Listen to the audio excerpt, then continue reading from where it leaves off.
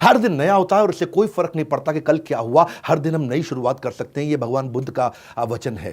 क्रोध को पाले रखना एक गर्म कोयले को किसी और के ऊपर फेंकने की नियत से पकड़ने के समान है कि मैं किसी और के ऊपर कोयला फेंकने वाला हूं, गरम गरम कोयला किसी और के ऊपर फेंकूंगा।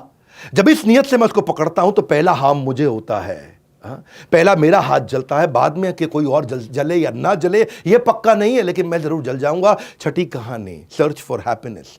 भगवान बुद्ध के पास एक अश्वेत रंग की, साधारण भाषा में बोलते हैं थोड़े सांवले काले से रंग की एक लड़की आई। बोले मैं बहुत दुखी हूं क्योंकि मैं इतनी बदसूरत हूं, मैं बहुत दुखी हूं, मैं क्या करूं, मैं कैसे आनंद को प्राप्त करूं, कैसे मैं खुश हो जाऊं, मुझे खुश होने का उपाय दीजिए। इतनी अगलीनेस, इतना गंदा मेरा चेहरा है, मैं काली हूं, भद्दी लगती हूं, इसलिए मैं दुखी हूं, मेरे दुख को समाप्त करिए, मेरे को मुझे कोई रास्ता दिखाइए। भगवान बुद्ध मुस्कुराए, बोले मैं रास्ता दिखाना चाहूंगा, पर मेरा एक काम करिए, जाइए किसी ऐसे आदमी को पकड़ के मेरे पास ले आइए जिसके जीवन में कोई दुख ना हो और बहुत खुश हो। बोले बहुत आसान है। बोले कैसे आसान? मैं अपने किसान जिसके यहां काम करती हूं उसके पास जाती हूं, क्योंकि काम मैं करती हूं और कमाता वो है। तो वो किसान के पास गई, बोली मालिक कल भगवान बुद्ध के पास जाना है क्योंकि मुझे किसी ऐसे व्यक्ति को मिलाना है जो हमेशा खुश रहा, उसके जीवन में कोई दुख ना हो।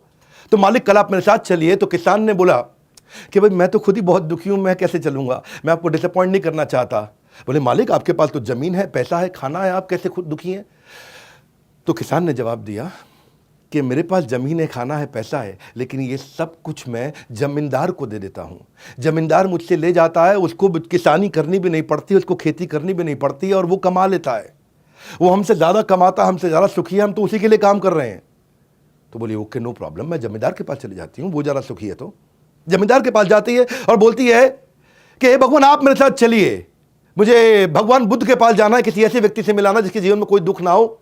जमींदार हैरान हो गया, बोले मैं तो सबसे ज्यादा दुखी हूं। बोले आप कैसे दुखी हैं, आपके पास तो इतना पैसा, इतना रिस्पेक्ट, इतना सम्मान है। बोले मुझे दुख है और परेशानी है और टेंशन है, चोरों की, लुटेरों की, डकैतों की, हर समय मुझ पर नजर रखते हैं, रात को मैं ढंग से सो नहीं पाता। तो बोले फिर कौन है सुखी व्यक्ति? बोले असली सुखी जो मिनिस्टर है ना राजा के, वो सबसे ज्यादा सुखी हैं। उन्हें क्या करना है, वो तो हमको दंड देते हैं, हमसे टैक्स लेते हैं, हमसे सब वसूलते हैं और आराम से राजपाट का सुख भोग रहे हैं। कहती कोई बात नहीं, मिनिस्टर के पास जाती हूँ। जब मिनिस्टर के पास जाती तो वहां भी यही उत्तर मिलता है उसको कि मुझ पे तो जनता का गुस्सा फूटता है, युद्ध का परिणाम मुझे सब झेलना पड़ता है, इतनी तकलीफें जो राजा बोलते हैं करना पड़ता है, कोई छुट्टी नहीं मिलती, 365 दिन काम करना पड़ता है, मैं राजा के साथ जुड़ा हूं लेकिन सारी तकलीफें मुझे को झेलनी पड़ती हैं।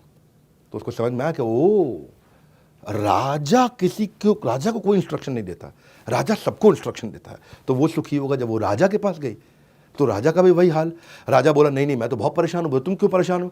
बोले मेरे दुश्मन मेरे ही घर में रहते हैं, कब कौन मुझे मार दे पता नहीं, ना मैं सो पाता हूं ना पीस ऑफ माइंड है। मैं तो इतना परेशान रहता हूं कि मैं कहीं अकेले भी नहीं जा सकता, मेरे साथ में इतने लोग जाने पड़ते हैं और कभी कभी मन करता है कि मैं भी अकेले में बाजार जाऊं, कुछ खाऊं पीऊं, लेकिन इतने लोगों के साथ जाना पड़ता है क्योंकि हर समय टेंशन में रहता हूं। तो वो भगवान बुद्ध के पास गई, उसने सारी कहानी सुनाई, ऐसा ऐसा हुआ। किसान के पास गई, जमींदार के पास गई, मिनिस्टर के पास गई, राजा के पास गई। तो भगवान ने बताया उनको कि यही असल में लेसन है कि आपको जो सुख मिलेगा वो कहाँ से मिलता है? सुसुखम कर्तुम अव्ययम। असली सुख कब मिलता है? जब राज विद्या राजगुह्यम पवित्रम इदम उत्तमम।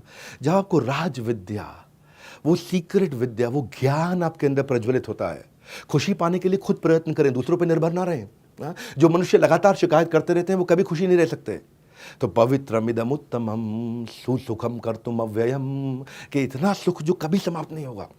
ये सुख बाहर नहीं मिलता, ये भीतर है, आपके अंदर है।